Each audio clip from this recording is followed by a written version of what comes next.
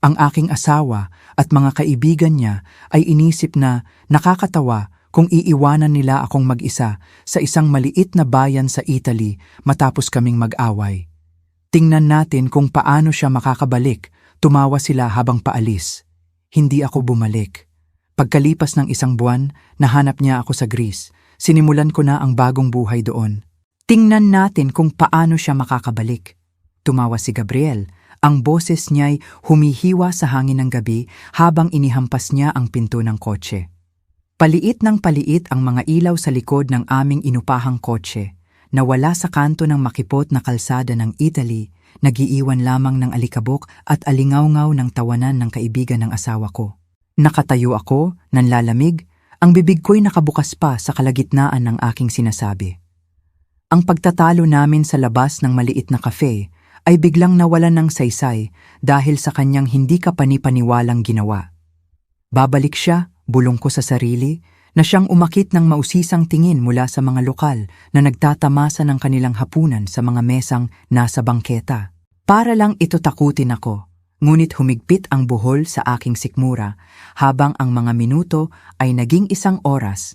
Lumalalim ang dilim sa hindi pamilyar na bayan na hindi ko man lang masabi ng tama ang pangalan.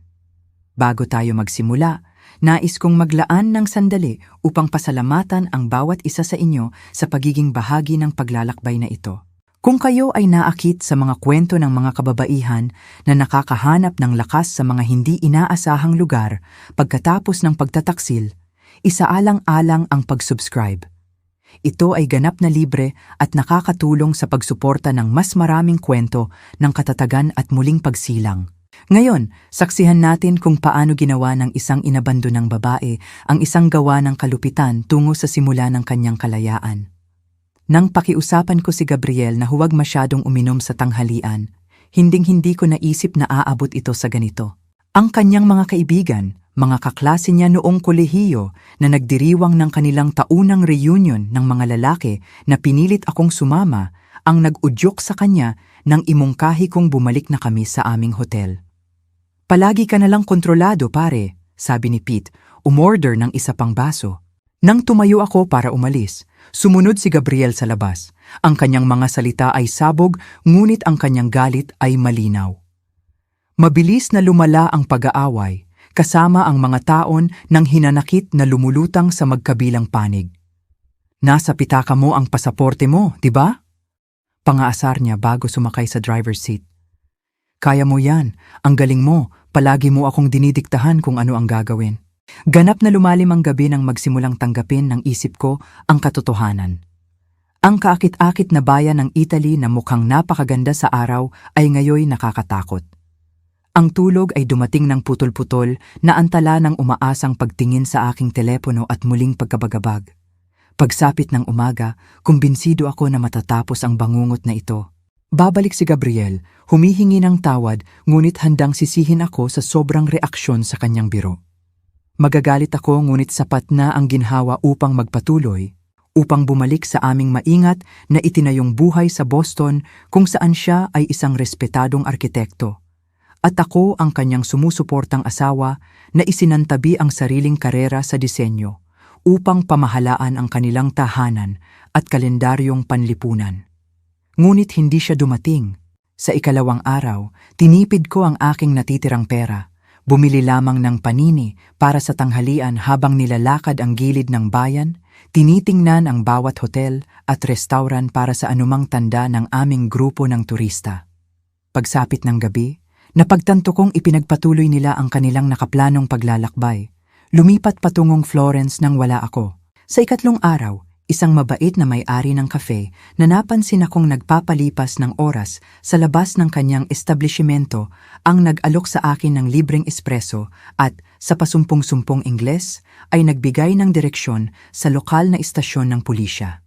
Ang opisyal doon ay tila hindi nagulat sa aking kwento na para bang ang mga inabandonang turista ay regular na nangyayari, ngunit ang kanyang limitadong Ingles at ang aking wala namang kaalaman sa Italyano ay nag-iwan sa akin ng isang naitalang ulat at isang maawaing tango.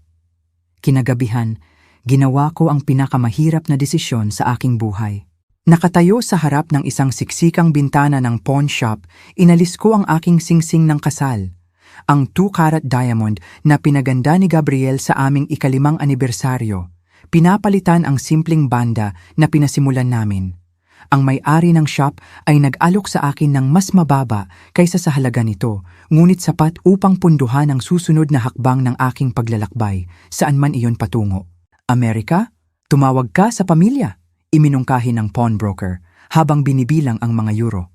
Tumango ako ng mekanikal, ngunit sa loob, isang iba't ibang plano ang nabubuo. Ang pamilya ay nangangahulugang magpaliwanag, nangangahulugang marinig ang sinabi ko na sa iyon ng aking ina tungkol sa ugali ni Gabriel, nangangahulugang harapin ang mga kaibigan na nakita ang mga lamat sa aming kasal na sinubukan kong idikit ng husto. Tahimik ang istasyon ng bus nang dumating ako. Ang elektronikong board nito ay nagpapakita ng mga destinasyon na nabasa ko lamang sa mga travel magazine.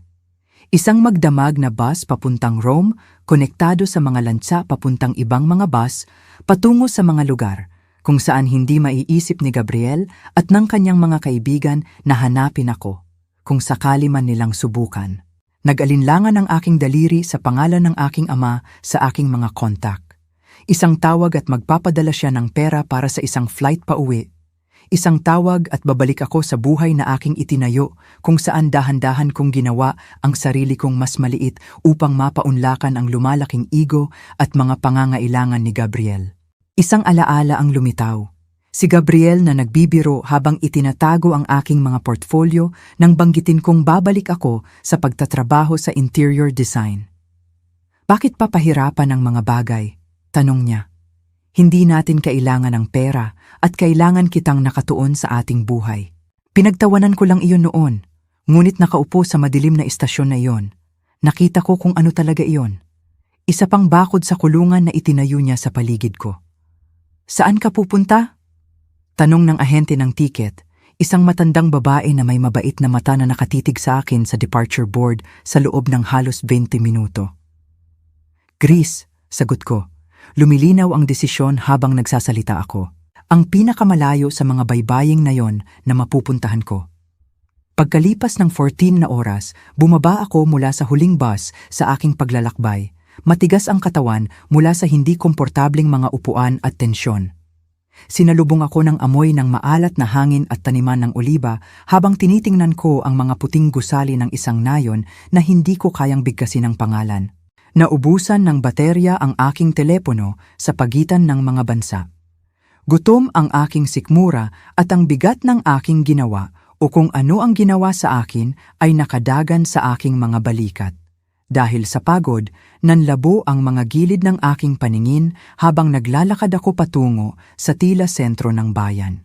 3 araw ng emosyonal na pagod ang nag-iwan sa akin ng pagkapagod, umiikot sa galit kay Gabriel, takot sa aking hindi tiyak na kinabukasan, at isang kakaiba, hindi inaasahang pagkutitap ng isang bagay na delikadong tila kalayaan. Ang aking natitirang euro ay marahil ay makakatustos sa 2 gabi sa pinakamurang silid na aking mahahanap. Pagkatapos nyon, wala akong plano, walang kaibigan, walang kaalaman sa lokal na wika maliban sa salamat at pakiusap. Ngunit habang pinapanood ko ang paglubog ng araw na nagpipinta ng ginto at rosas sa tubig ng Aegean, isang kapayapaan ang bumalot sa akin na hindi ko naramdaman sa loob ng maraming taon. Nais ni Gabriel na turuan ako ng leksyon tungkol sa pagiging dependent. Sa halip, aksidente niya akong pinalaya. Walang awa ang sikat ng araw sa Greece habang lumalayo ako sa nayon. Nagkaroon ng paltos ang aking mga paa sa loob ng hindi praktikal na sandalyas na para sa pamamasyal, hindi sa paglalakad. Naubos ang aking bote ng tubig ilang oras na ang nakalipas at ang kombinasyon ng pagkaubos ng tubig, gutom at emosyonal na pagod ay nagdulot ng pagkahilo sa mundo sa paligid ko. Ang mga puno ng oliba na may kulay silver green ay pumila sa maalikabok na landas. Ang kanilang mga dahon ay kumikinang na parang mga barya sa simoy ng hangin. Mga taniman ng oliba, bahagya kong napagtanto bago bumigay ang aking mga tuhod. Nagmadali ang lupa na salubungin ang aking mukha, ngunit halos hindi ko naramdaman ang pagtama. Lumabo ang aking paningin habang isang kakaibang kalmado ang bumalot sa akin. Marahil ito ay angkop. Inabandona ng aking asawa sa isang banyagang bansa at bumagsak na mag-isa sa isa pa. Ipikit ko ang aking mga mata, sumuko sa pagod na namumuo mula nang umalis si Gabriel. Fos mo, Kira. Isang boses ng babae ang humiwa sa aking pagkalito, sinundan ng mga kamay na may gulang na nagbaliktad sa akin. Isang matandang mukha ang lumitaw sa aking paningin. Malalim na mga guhit ang nakaukit sa paligid ng mababait na mata na malawak sa pag-aalala. Mabilis siyang nagsalita sa Griego, hinahaplos ang aking pisngi at nag-aalok ng kantin. Binuhay ako ng tubig upang makaupo, kahit na umiikot pa rin ng husto ang aking ulo. Ipinakilala niya ang kanyang sarili bilang Elena. Inuulit ang kanyang pangalan habang itinuturo ang sarili. Ginaya ko ang kanyang galaw ng mahina. Alexis. Tinulungan ako ni Elena na tumayo. Ang kanyang maliit na katawan ay nakakagulat na malakas habang sinusuportahan niya ang aking bigat. Itinuro niya ang isang bahay bukid na bato na nakasiksik sa gitna ng mga puno ng oliba at gumawa ng mga galaw ng paglalakad gamit ang kanyang mga daliri. Tumango ako, wala ng lakas upang manlaban habang dahan-dahan niya akong ginagabayan paakyat sa burol. Ang kusina ng bahay bukid ay sinalubong ako ng amoy ng mga halamang gamot na nakasabit sa mga wooden beam at ng isang bagay na masarap na kumukulo sa isang lumang kalan. Pinaupo ako ni Elena sa isang lumang mesang gawa sa kahoy bago tinawag ang isang tao. Isang boses ng lalaki ang sumagot at pagkalipas ng ilang sandali, isang matandang Ginoo na may balat na pinaitim ng araw at pilak na bigote ang lumitaw sa pintuan, pinupunasan ng kanyang mga kamay sa isang tela. Nikos, sabi ni Elena, itinuturo siya. Ang kanyang asawa ay maingat na tumango sa akin. Ang kanyang mga mata ay nagtatanong, ngunit hindi malugod. Nagbuhos si Elena ng malamig na tubig sa isang baso at ipinasa ito sa aking mga kamay, sinundan ng isang mangkok ng simpleng sabaw. Umungol ng malakas ang aking sikmura nang maabot ng amoy ang aking ilong na nagdulot ng ngiti mula kay Elena. Ang gabing iyon ay lumipas sa isang kaguluhan ng putol-putol na komunikasyon. Sinubukan kong ipaliwanag ang aking sitwasyon sa pamamagitan ng kombinasyon ng limitadong mga salita, galaw ng kamay at kalaunan ay luha. Tumango si Elena na para bang lubos niyang nauunawaan, bagaman alam kong hindi niya lubos na maiintindihan ang mga detalye. Nanatiling tahimik si Nikos, ngunit mapagmasid. Paminsan-minsan ay nagtatanong na isinalin ni Elena sa pamamagitan ng mga galaw. Inalok nila sa akin ang kanilang spare room, isang simpleng espasyo na may mga dingding na pininturahan ng puti at isang makipot na kama na tinakpan ng isang handmade quilt. Sa sobrang pagod upang tumutol, bumagsak ako sa isang kinakailangang pagtulog. Dumating ang umaga kasama ang huni ng mga tandang at ang amoy ng sariwang tinapay. Nakita ko ang malinis na damit na nakatupi sa paanan ng aking kama, isang simpleng cotton dress at cardigan na mukhang dekada na ang tanda ngunit bagong laba. Maluwag ang mga ito sa aking katawan, ngunit nagbigay ng malugod na pagbabago mula sa aking travel-worn na damit. Sa kusina, ngumiti si Elena nang makita ako, agad na naghain ng matapang na kape at sariwang tinapay na may olive oil at pulot. Sa pagliwanag ng araw na naglinaw sa aking isipan, dahan-dahang gumapang ang hiya. Tinanggap ako ng mga estranghero na ito nang walang tanong, pinakain ako, dinamit ako. Kailangan kong ipaliwanag ang aking sarili, mag-alok ng bayad, upang magpatuloy. Sa pamamagitan ng pasumpong-sumpong Ingles at ng translation app sa aking telepono na ngayon ay may charge na salamat sa isang adapter na ibinigay ni Nikos, sinubukan kong ipahayag ang aking pasasalamat at hangarin na bumalik sa nayon. Biglang nanlumo ang mukha ni Elena. Umiling siya ng mariin, itinuturo ang labas kung saan ngayon ay umuulan sa mga bintana, pagkatapos ay sa aking mga paa na may paltos pa rin. Manatili ka, iginiit niya, isa sa ilang salitang Ingles na alam niya. Magpahinga ka. Sa sumunod na 3 araw, sinubukan kong umalis ng ilang beses. Bawat isa ay sinasalubong ng banayad na pagtutol. Minsan, hawak ang aking pitaka at suot ang aking sapatos, hinarang ako ni Elena sa pinto. Ang kanyang ekspresyon ay napakasakit na bumalot sa akin ang pakiramdam ng pagkakasala. Kinuha niya ang aking kamay at inakay ako sa isang maliit na kahon na gawa sa kahoy sa ibabaw ng mantel. Binuksan ito upang ilantad ang mga litrato.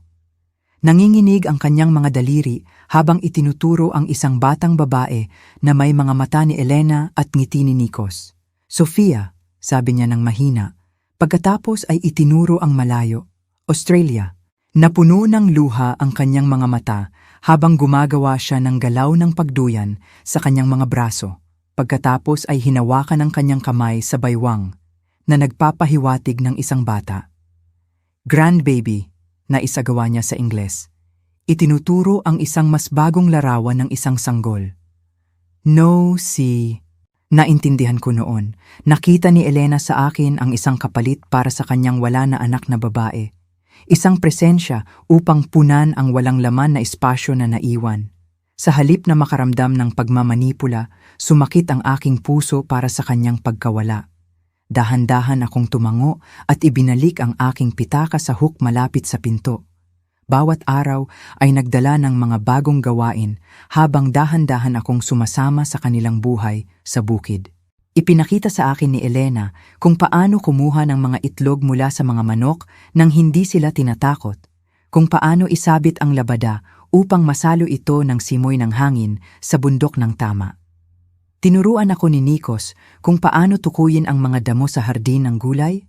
Ang kanyang pasensya ay kitang-kita ng aksidente akong bunutin ang isang halamang gamot sa unang pagkakataon. Ang trabaho ay pisikal, wala sa kalingkingan ng aking maingat na inayos na buhay sa Boston, ngunit nagbibigay kasiyahan sa mga paraang nakalimutan kong umiiral. Ang aking katawan, sanay sa mga designer gym at sinusukat na mga exercise routine, ay nagprotesta sa simula. Mga bagong kalyo ang nabuo sa aking mga kamay at ang mga kalamnan na hindi ko alam na mayroon ako ay sumakit bawat gabi. Ngunit sa bawat lumipas na araw, ang sakit ay bumaba at lumakas ako. Higit sa lahat, ang patuloy na pag-iisip tungkol sa aking pag-abandona ay nagsimulang tumahimik, napalitan ng mas simpleng mga alalahanin ng mga gawain sa bukid at pag-aaral ng wika. Sa gabi, nakaupo sa maliit na beranda habang nagniniting si Elena at naninigarilyo ng pipa si Nikos, naramdaman ko ang mga sandali ng kapayapaan. Malalim pa rin ang pagtataksil, ngunit dito, napapaligiran ng mga lumang puno ng oliba at ang ritmo ng buhay sa bukid, nagsimula itong maramdaman na hindi na ito ang katapusan ng aking kwento kundi isang hindi inaasahang kabanata. Pagkalipas ng 2 linggo ng aking pagdating, umupo si Elena sa tabi ko habang kinakamay namin ang mga gisantes mula sa hardin. Pinagmasdan niya ang aking mukha, ang kanyang ekspresyon ay nag-iisip bago dahan-dahang nagtanong sa kanyang bumubuti na Ingles. "Gusto mo bang umuwi?" Gumawa siya ng galaw na nagpapahiwatig ng Amerika. Ang tanong ay tumama sa akin ng may hindi inaasahang lakas. "Bahay?" Ang salitang iyon ay nagpaalala sa aming makinis na Boston brownstone na may designer furniture at maingat na inayos na palamuti. Nagdulot din ito ng matinding pagtuon sa kontroladong ugali ni Gabriel, ang kanyang nakakatulong na pamamahala ng aming pananalapi na nag-iwan sa akin ng walang independenteng access. Ang kanyang banayad na paghihikayat laban sa aking mga pagkakaibigan, ang kanyang mapanghamak na saloobin sa aking mga pangarap sa karera. Umagos ang luha sa aking mga pisngi habang bumuhos ang mga salita sa isang wika na hindi lubos na maintindihan ni Elena, ngunit ang mga emosyon ay lumampas sa hadlang. Sinabi ko sa kanya ang tungkol sa pagtataksil ni Gabriel, tungkol sa mga taon ng dahan-dahang pagsuko ng mga bahagi ng aking sarili upang mapanatili ang kapayapaan, tungkol sa kahihiyan ng pagiging inabandona tulad ng hindi ginustong bagahe sa isang banyagang bansa. Tinakpan ni Elena ang aking kamay habang nagsasalita ako. Nang matapos ako, itinuro niya ang kanyang puso, pagkatapos ay ang bukid sa paligid namin, at sa wakas ay ako. Malinaw ang mensahe, may lugar ako dito kung gusto ko. Trabaho, sabi ko ng maingat, ginagaya ang pag-aalaga ni Nikos sa mga puno ng oliba. Mananatili ako, magtatrabaho ako, Ang ngiti ni Elena ay namulaklak na parang pagsikat ng araw sa Aegean. Tumango siya, kinakagat ang aking kamay bago bumalik sa mga gisantes na para bang nagkasundo lang kami sa isang bagay na simple tulad ng menu bukas sa halip na isang kumpletong pagbabago ng aking buhay. Ang desisyon kong manatili ay nagmarka ng simula ng aking pag-aaral sa pagtatanim ng oliba. Kinabukasan, ginising ako ni Elena habang ang mga bituin ay nakasabog pa rin sa kalangitan. Ipinasa niya sa akin ang mga damit pang trabaho at matibay na bota na dating kay Sofia. Kalahating tulog, sumunod ako sa kanya at kay Nikos sa taniman kung saan bahagyang niliwanagan ng unang bakas ng bukang liwayway ang mga lumang puno. "Elise," sabi ni Elena, itinuturo ang mga sanga na puno ng bunga. Ipinakita niya ang tamang pamamaraan. Dahan-dahang sinisuklay ang mga sanga gamit ang mga kahoy na reke upang bumagsak ang mga oliba sa mga net na nakalatag sa ibaba. Ang una kong pagsubok ay nagpadala ng mga sanga at dahon, kasama ang ilang napakahalagang oliba na nagdulot ng isang pasensyosong pagwawasto mula kay Nikos. Pagsapit ng tanghali, ang araw ay sumisikat sa itaas, ang aking mga balikat ay sumasakit sa pagod, at ang aking malambot na kamay na panglungsod ay nagkaroon ng unang paltos. "Boston Lady Hands," biro ni Elena, dahan-dahang sinuri ang aking mga palad. Sa tanghalian, nawala siya sa bahay, bumalik na may homemade na gamot na amoy ng mga halamang gamot at beeswax. Agad ang ginhawa habang ipinahid niya ito sa aking sariwang balat. "Bukas, mas maganda," pangako niya, at nakakagulat, tama siya. Bawat araw ay nagdulot ng pagpapabuti. Ang aking pamamaraan ay pinino, lumakas ang aking katawan, tumigas ang aking mga kamay. Sa loob ng ilang linggo, nakakapagtrabaho ako sa tabi nila ng ilang oras ng walang reklamo, ipinagmamalaki ang lumalaking tumpok ng mga bunga ng ani. Ang proseso ng paghihiwalay ay mas mahirap pa kaysa sa pag-aani. Nakaupo sa isang mahabang mesa sa ilalim ng lilim ng isang pergola, maingat naming pinaghihiwalay ang mga oliba ayon sa kalidad. Ang mga perpekto ay para sa premium oil. Ang bahagyang may lamat ay para sa pangalawang grade. Ang mga nasira ay para sa paggawa ng sabon. Pinapanood ako ni Elena nang may matalas na tingin sa simula. Tinutuwid ang aking mga pagkakamali sa banayad na pagtulak. Dahan-dahan, bumaba ang kanyang mga pagwawasto habang lumalaki ang aking pagkilala sa mga banayad na pagkakaiba. "Mabilis kang matuto," puna ni Nikos isang gabi, ang kanyang pasumpong-sumpong Ingles ay bumubuti kasama ng aking pasimulang Griego. Ito ang pinakamataas na papuri na ibinigay niya sa akin, at lumaganap ang init sa aking dibdib sa kanyang pag-apruba. Ang aking edukasyon ay lumampas sa mga taniman patungo sa kusina ni Elena, isang lugar na sa simula ay nagpahirap sa akin dahil sa kakulangan nito ng mga modernong kagamitan. Sa Boston, itinuring kong sarili na isang mahusay na tagaluto, kayang sundin ang mga resipe mula sa mga gourmet magazine para sa mga dinner party na bumibilib sa mga kasamahan ni Gabriel. Ngunit ang pagluluto ni Elena ay walang measuring cups o tumpak na temperatura, tanging mga henerasyon ng kaalaman na ipinasa sa pamamagitan ng mga kamay at pagmamasid. "Manood ka," sabi niya, habang minamasa ang masa para sa tinapay gamit ang sanay na galaw. Ginaya ko ang kanyang mga galaw, na lubos na nabigo sa simula. Ang aking unang mga tinapay ay lumabas mula sa panlabas na oven na gawa sa bato na hindi maayos ang hugis at alinman ay hindi luto o sunog ng husto. Mag-practice, pinalakas ang loob ni Elena. Sinisira pa ang pinakapangit kong mga pagsubok upang tikman ang lahat.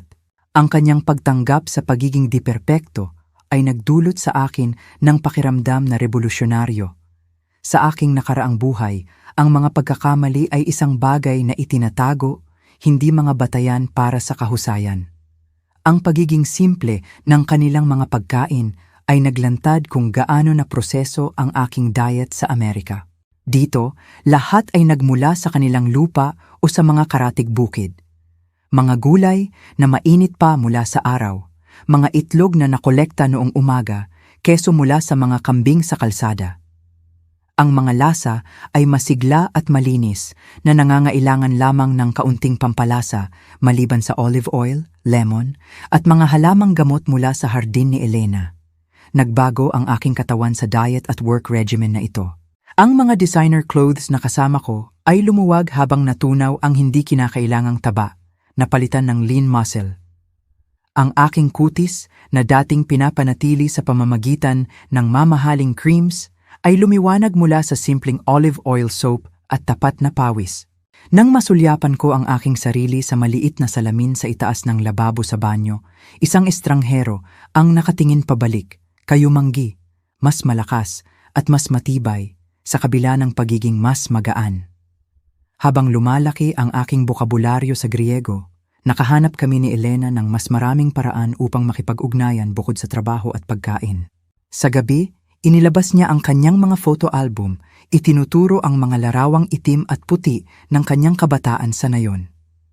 Nagulat ako nang matuklasan na siya pala ay dating guro sa paaralan bago bumalik sa negosyo ng oliba ng kanyang pamilya pagkatapos ng kasal. Ikaw? Tanong niya, ginagaya ang pagtatype sa keyboard. Inilabas ko ang aking telepono. Ipinapakita sa kanya ang mga litrato ng aking mga interior design project bago ako magpakasal, ang karera na tinawag ni Gabriel na hobby lamang. Pinagmasdan ni Elena ang mga ito ng may tunay na interes. Itinuturo ang mga elemento na nagustuhan niya at gumagawa ng mga tunog ng pagpapahalaga. Magandang isip, sabi niya habang tinatapik ang kanyang sentido. Ang kanyang pagpapatunay sa aking malikhaing trabaho ay nagdulot ng luha sa aking mga mata. Isang simpleng pagkilala, ngunit isang bagay na unti-unting binawi ni Gabriel habang umuusad ang aming kasal. Isang umulan na hapon, tinuruan ako ni Elena kung paano mag-knit. Ang kanyang pasensya ay walang katapusan habang ibinabagsak ko ang mga tahi at lumilikha ng hindi pantay na mga hilera. Ang una kong natapos na proyekto ay isang simpleng scarf, bukol-bukol at hindi perpekto, ngunit ganap na ginawa ng aking mga kamay. Ibinabalot ko ito sa aking liig nang may higit na pagmamalaki kaysa sa naramdaman ko nang suotin ang designer cashmere na ibinigay ni Gabriel sa akin para sa Pasko. Sumunod ang iba pang mga gawang kamay na ari-arian. Isang clay mug na nabuo sa ilalim ng gabay ni Nikos, isang hinabing basket na natutunan kong gawin mula sa isang kapitbahay. Bawat bagay ay kumakatawan sa mga oras ng pag-aaral at koneksyon. Nagtataglay ng mga kwento na hindi kayang ibigay ng anumang biniling luho. Lumago ang aking koleksyon habang bumababa ang aking pagkapit sa material na pagiging perpekto. Matapos ang 3 buwan ng pagtatrabaho ng walang bayad maliban sa tirahan at pagkain, nilapitan ako ni Elena isang umaga kasama si Nikos. Inakay nila ako sa maliit na gusali kung saan nila pinipiga at binobotelya ang kanilang olive oil. Ipinapakita sa akin ang katamtamang imbentaryo na kanilang ginawa mula sa aming ani. Market Day, anunsyo ni Elena, itinuturo ang kalendaryo. Sasamahan mo kami.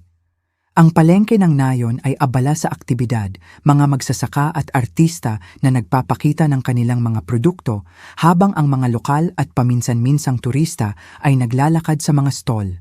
Inayos ni na Elena at Nikos ang kanilang simpleng mesa.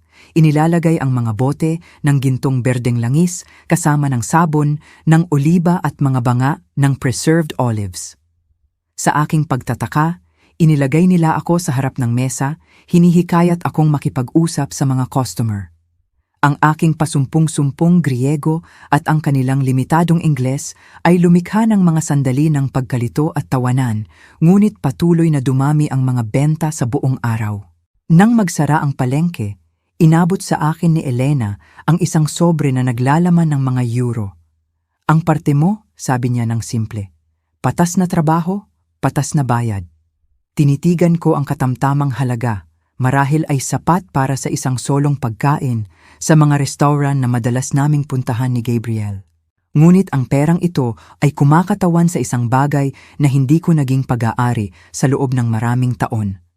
Kalayaan na kinita sa pamamagitan ng sarili kong paggawa. Walang strings attached, walang banayad na pag-asa ng pasasalamat o pagsunod. tanging patas na kabayaran para sa tapat na trabaho. Kinagabihan, inilagay ko ang sobre sa ilalim ng aking unan.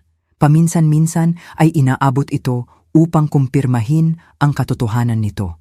Sa aming dekada ng kasal, unti-unting kinontrol ni Gabriel ang aming pananalapi upang gawing simple ang mga bagay na nag-iwan sa akin ng mga credit card na konektado sa mga account na kanyang minomonitor.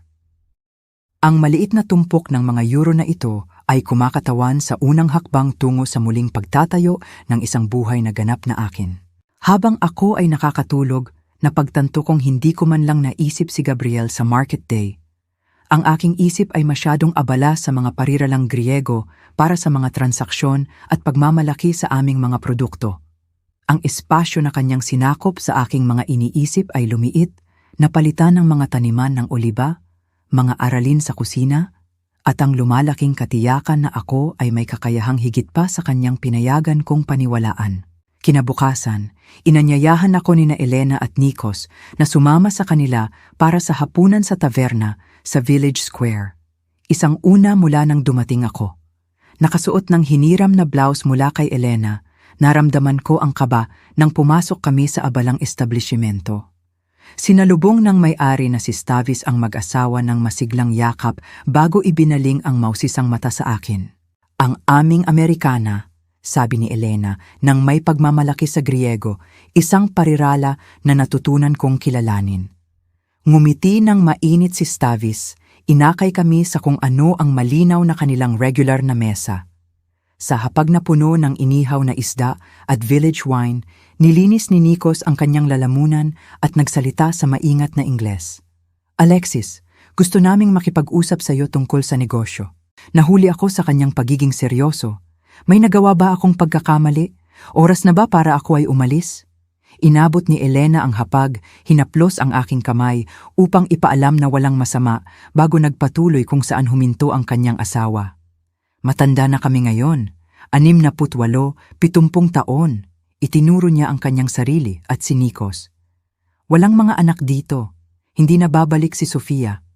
Tumango si Nikos ng seryoso. Naisip naming magretiro na sa lalong madaling panahon, 2 o 3 taon. Ngunit ang mga puno ng oliba, gumawa siya ng malawak na galaw, 200 taon na ang tanda, nangangailangan ng mga batang kamay. Nahuli ang aking hininga nang magsimula akong maunawaan. Ngumiti si Elena, ang kanyang mga mata ay kumikislap sa mga sulok. Mabilis kang matuto, magaling kang magtrabaho, ituturo namin ang lahat. Pagkatapos, ikinalat niya ang kanyang mga kamay na para bang may inaalok, negosyo ay iyo. Ang panukala ay bumulaga sa akin. Halos hindi nila ako kilala, isang dayuhan na aksidenteng napunta sa kanilang buhay ilang buwan lamang ang nakalipas. Ngunit narito sila, nag-aalok ng kinabukasan na hindi ko pinangarap na mangyari. Pero hindi ko alam kung sapat, utal ko. Ang mga puno, ang pagpiga, ang aspeto ng negosyo. Matututo ka, sabi ni Nikos ng matigas. Tuturuan ka namin, walang pagmamadali. Ang gabing iyon ay nagmarka ng simula ng aking tunay na pagiging apprentice. Hindi na lang dagdag na pares ng kamay, naging tagapagmana ako ng mga henerasyon ng kaalaman. Bawat umaga, inakay ako ni Nikos sa iba't ibang seksyon ng kanilang mga taniman. Ipinapaliwanag kung paano nakakaapekto ang pagkakaiba-iba ng lupa sa flavor profiles, kung paano tukuyin ang mga unang tanda ng sakit, kung kailan eksaktong anihin ang bawat seksyon para sa pinakamainam na kalidad ng langis.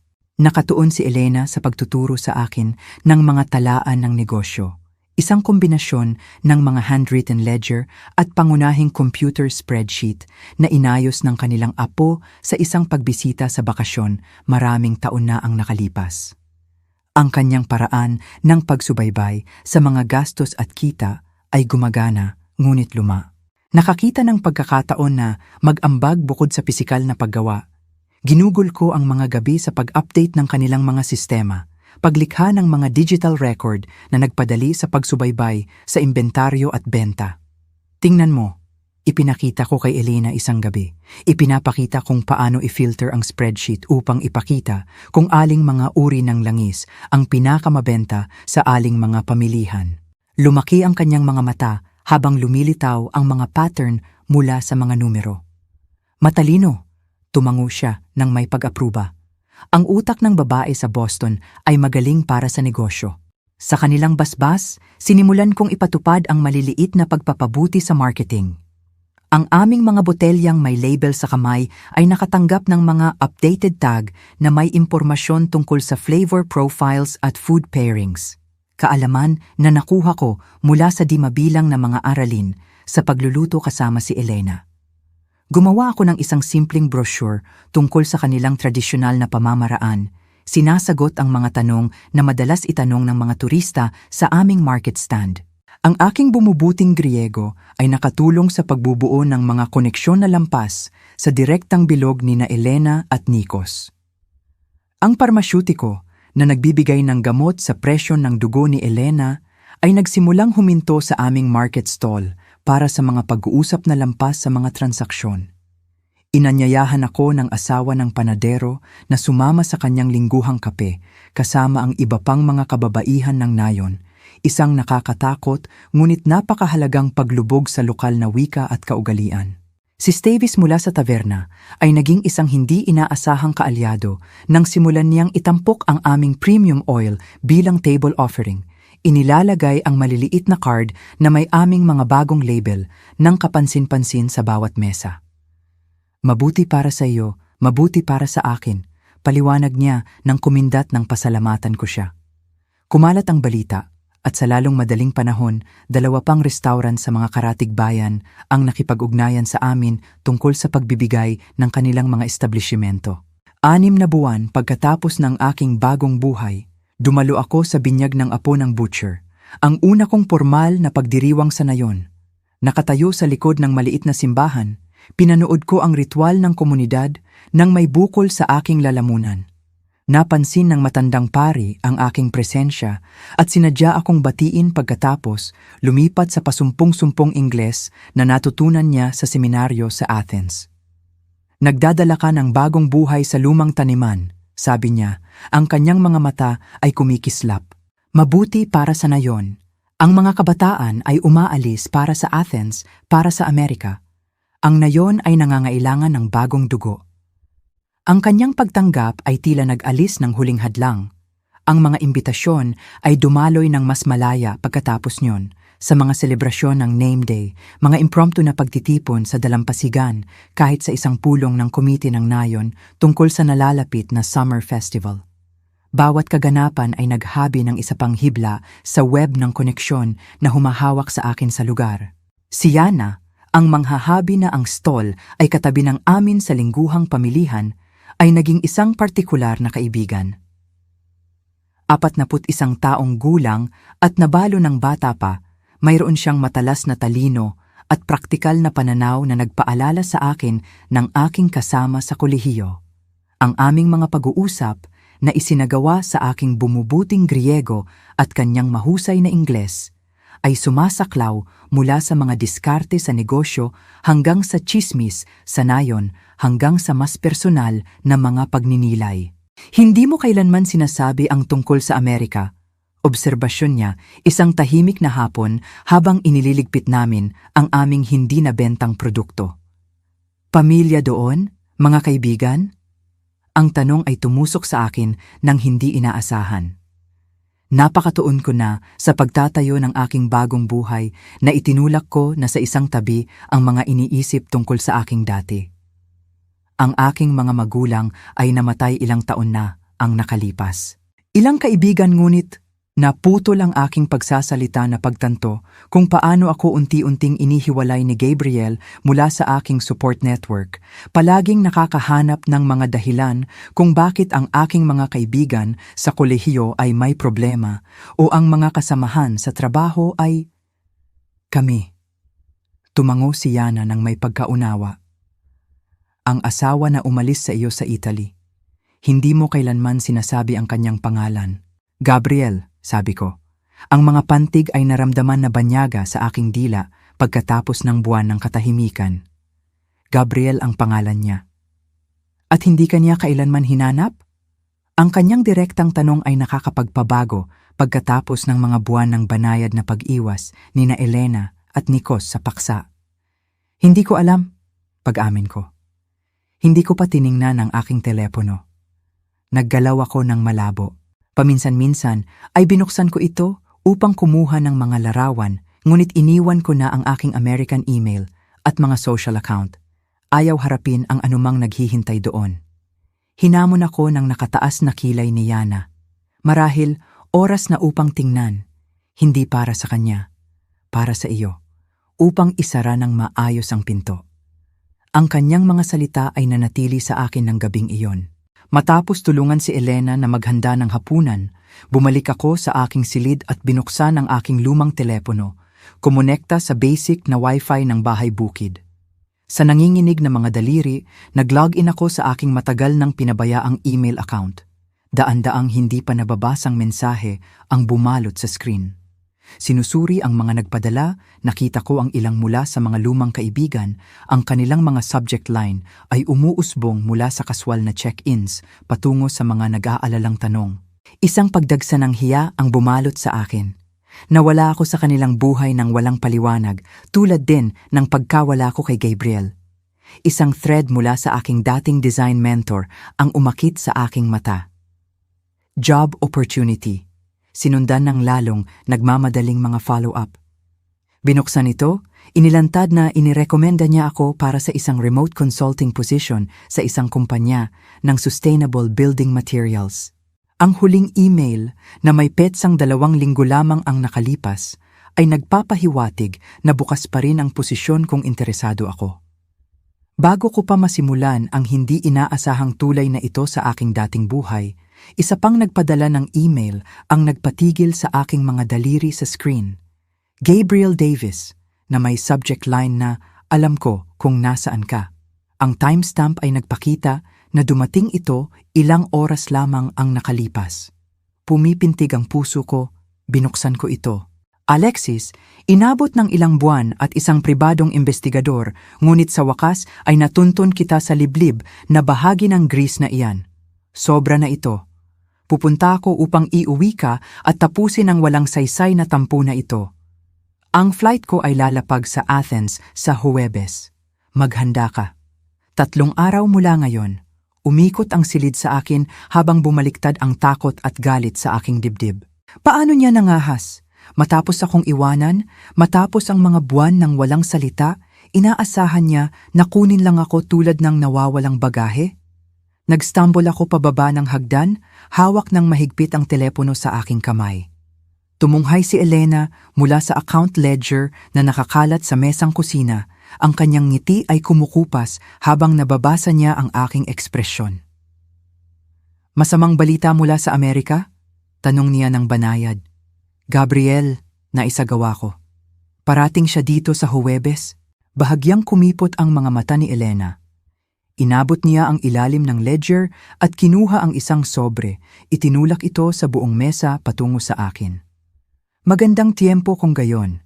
Hinihintay ko ang tamang sandali.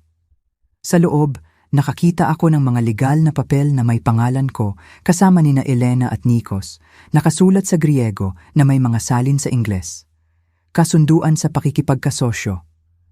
1/3 negosyo. Ngayon, paliwanag ni Elena. Hindi kinabukasan. Ngayon.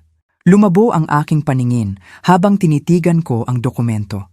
Nauunawaan ang kahalagahan nito. Hindi lamang trabaho o apprenticeship, kundi lehitimong pakikipagkasosyo. Hindi lamang isang lugar upang manatili, kundi isang pundasyon upang itayo. Hindi kawanggawa, kundi nararapat na pagkilala. Ikaw ang pipili kung ano ang mangyayari sa Huwebes, sabi ni Elena nang matigas, tinatapik ang mga papel. Mayroon kang tahanan dito, negosyo dito, mga kaibigan dito. Itinuro niya ang telepono sa aking kamay. Ang taong iyan, hindi na siya ang magdedesisyon. Ang katotohanan ng kanyang mga salita ay bumalot sa akin tulad ng isang balabal ng katiyakan. Sa unang pagkakataon mula nang ako ay iwanan sa bayan ng Italy, naramdaman ko hindi lamang ang pagpapatuloy kundi ang pagiging matatag. Paparating si Gabriel, ngunit makakatagpo siya ng ibang babae kaysa sa isa na kanyang iniwan. Ang mga sumunod na araw ay lumipas ng mabilis sa paghahanda. Hindi ang uri na aasahan ni Gabriel, walang pag-empake ng bag o maluluhang pamamaalam, kundi pagpapatibay ng emosyon. Binisita ko si Katarina, ang tanging abogado ng nayon, na tumulong sa akin na gumawa ng mga papeles ng diborsyo sa Griego at Ingles. Nakipag-ugnayan ako sa aking dating design mentor, tentatibong tinanggap ang remote consulting opportunity. Sumulat pa ako ng mga email sa mga kaibigan na iniwan ko. Nag-aalok ng maikling paliwanag nang walang paghingi ng tawad. Dumating ang Huwebes na may perpektong langit ng tag-araw sa Greece. Walang ulap at maliwanag.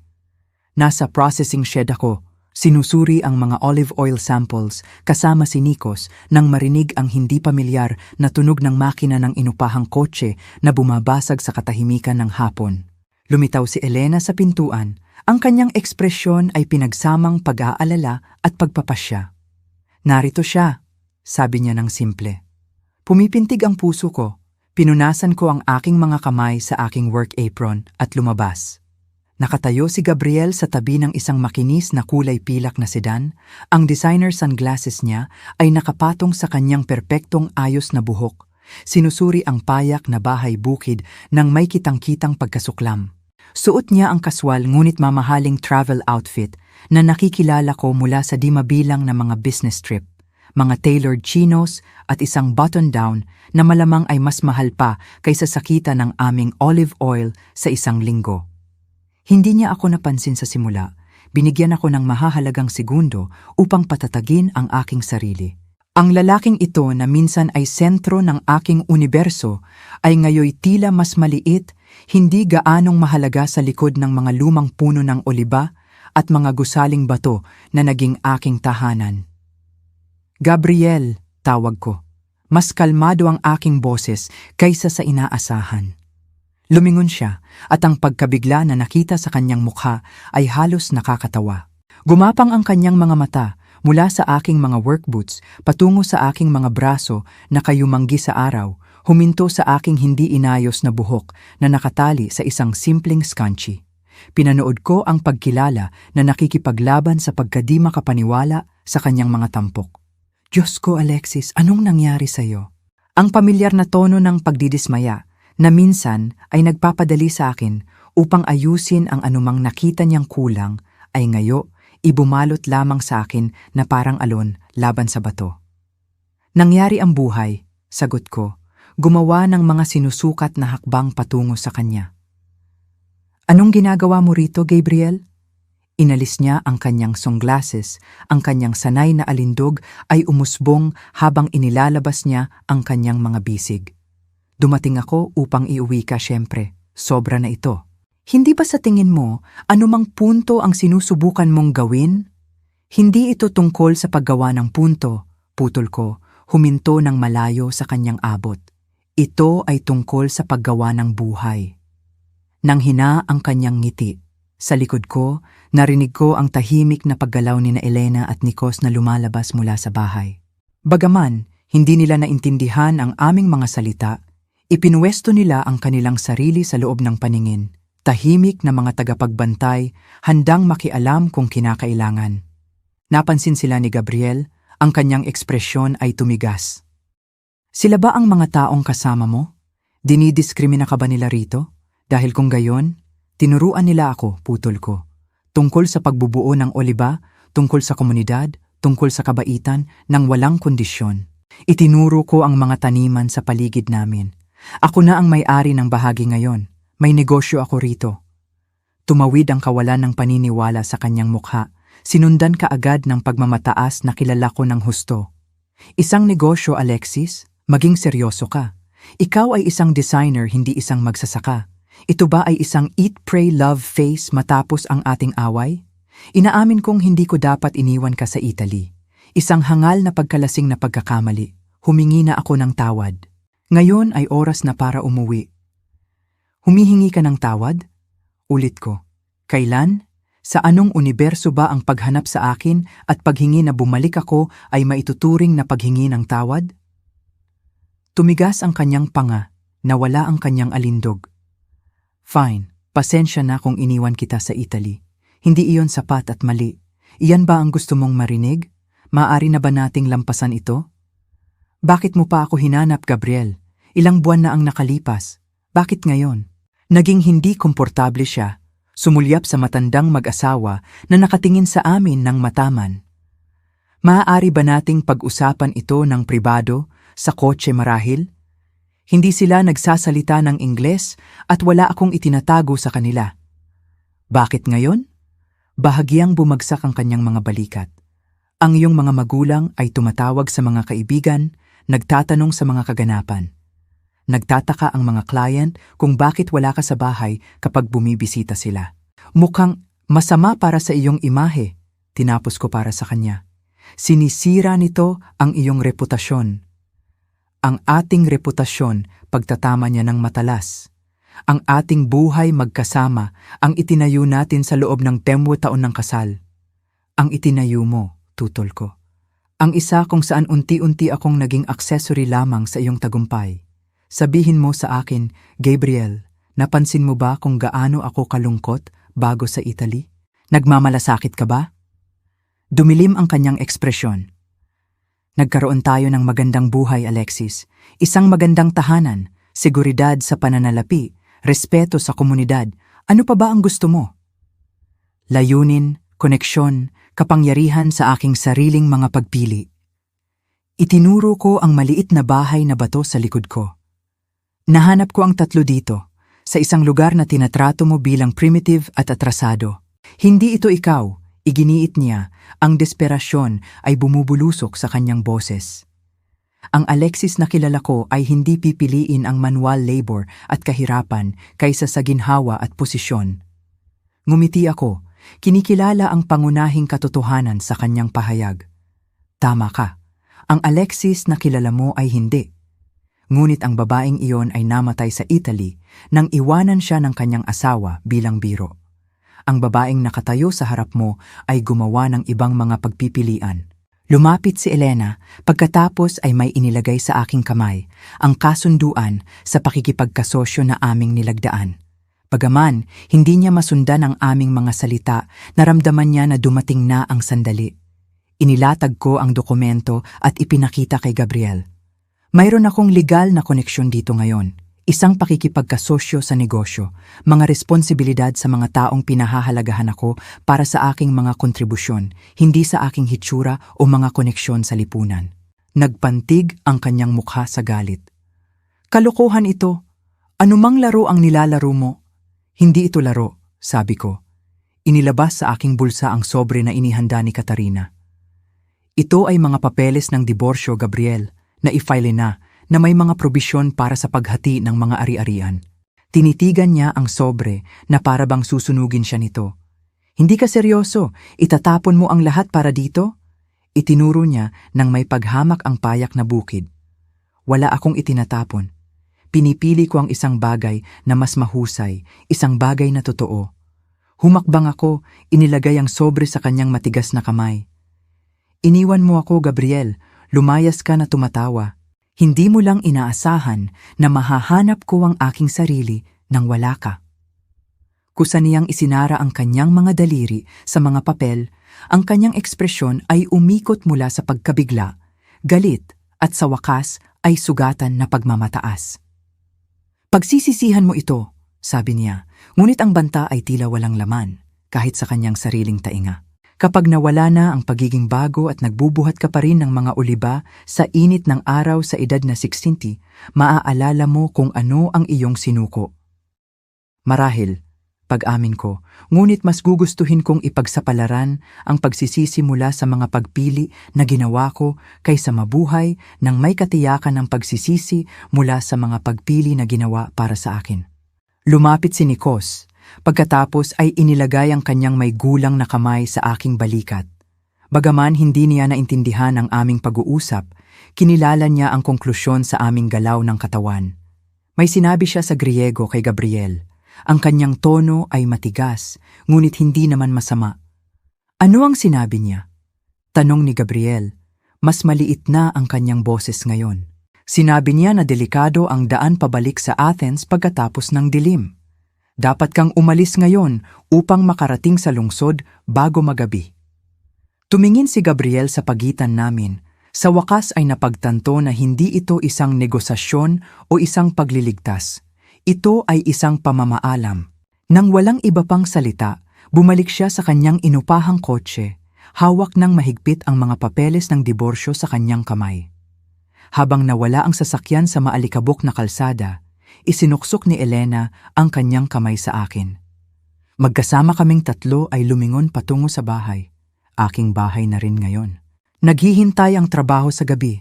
Mga oil sample upang ikatalog, hapunan upang ihanda, imbentaryo ng pamilihan bukas upang tingnan. Ang aking asawa ay minsan akong iniwan sa isang banyagang bansa. Inaakala na wala akong magagawa nang wala siya. Inaakala na babalik ako na gumagapang kapag natuto na ako ng aking leksyon. Sa halip, nakahanap ako ng matabang lupa upang magtanim ng bagong ugat, mas malakas at mas malalim kaysa sa kanyang naisip. Minsan, ang malulupit na aksyon ay nagdudulot ng pinakamalalaking regalo. Sa pagtatangkang sirain ako, aksidenteng pinalaya ako ni Gabriel.